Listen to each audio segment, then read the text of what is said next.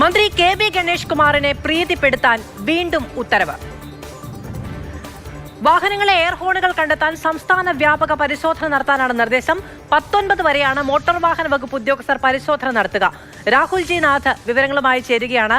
രാഹുൽ, KSRTCയിൽ പരിഗണിക്കേണ്ട കാര്യങ്ങൾ എന്ത് എന്നത് സംബന്ധിച്ച് അവിടുത്തെ ഉദ്യോഗസ്ഥർക്ക് വലിയ തോതിലുള്ള കൺഫ്യൂഷൻ ഉണ്ടാകുന്നുണ്ടോ?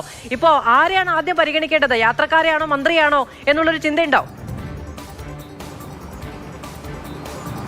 ആ പരിഗണനയുടെ പ്രശ്നം തന്നെയാണ് ഉദിക്കുന്നത്. കാരണം എങ്ങനെയാണ് ഈ എയർ ഹോണിന്റെ ഉത്തരവ് വരുന്നത് എന്ന് നമുക്ക് ചിന്തിച്ചാൽ ദിവസങ്ങൾക്ക് മുമ്പ് സംഭവം നമ്മുടെ മനസ്സിലേക്ക് വരും. കോതമംഗലം KSRTC ബസ് ടെർമിനലിൽ വെച്ചാണ് ഹോൺ മുഴക്കി വന്ന ബസിന്റെ പെർമിറ്റ് മന്ത്രി റദ്ദാക്കുന്നത്.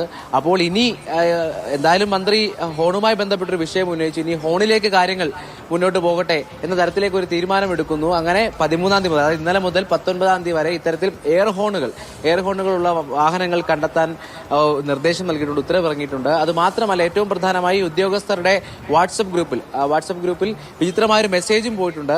അതായത് എയർ ഹോണുകൾ കണ്ടെത്തുക മാത്രമല്ല, അത് എയർ ഹോണുകൾ കണ്ടെത്തി അത് മാധ്യമങ്ങളെ വിളിച്ച് അവരുടെ സാന്നിധ്യത്തിൽ റോഡ് റോളർ കയറി തകർക്കണം എന്ന തരത്തിൽ കൂടി ഈ കാര്യങ്ങൾ പറഞ്ഞു വെക്കുന്നുണ്ട്. അതായത് അങ്ങേയറ്റം മന്ത്രി ഉന്നയിക്കുന്ന പ്രശ്നങ്ങൾ അങ്ങേയറ്റം പോയി അത് ചെയ്യുക എന്നുള്ള കാര്യമുണ്ട്. ചെയ്യുന്ന എയർ ഹോണുകൾ ഒഴിവാക്കുന്നതൊക്കെ നല്ലത് തന്നെയാണ്. പക്ഷേ ഇതാണോ ഇപ്പോൾ പരിഗണിക്കേണ്ടത്? ഇതാണോ ഏറ്റവും അനിവാര്യമായി ആ മേഖലയിൽ ഈ പറയുന്ന ഗതാഗത മേഖലയിൽ വേണ്ടത് എന്ന ചോദ്യമാണ് അത് നിലനിൽക്കുന്നത്.